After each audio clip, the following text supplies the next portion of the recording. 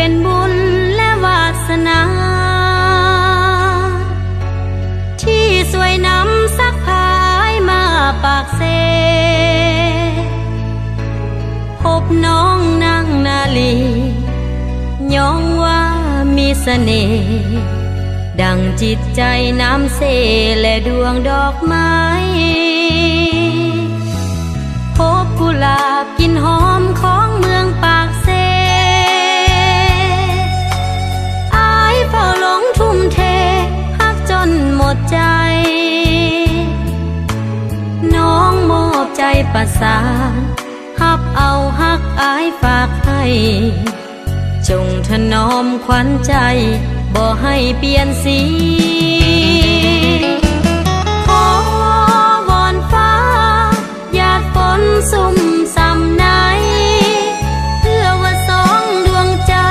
ได้ซื่นสุขีกุหลาบเอ่ยสวยเบ่งบาน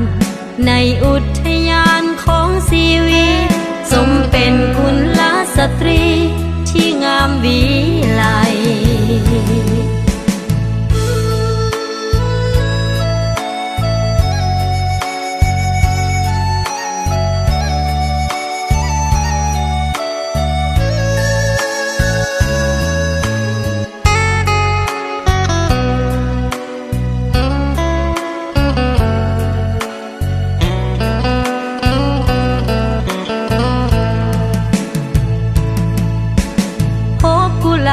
กลิ่นหอมของเมืองปากเซ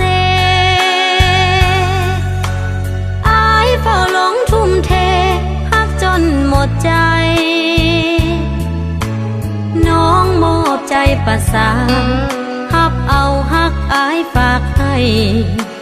จงถนอมขวัญใจบ่ให้เปลี่ยนสีขอวอนฟ้าหยาดฝนซุ่มซ้ำไหน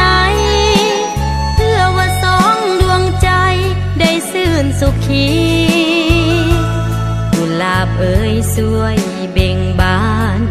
ในอุทยานของชีวิตสมเป็นกุลสตรีที่งามวิไล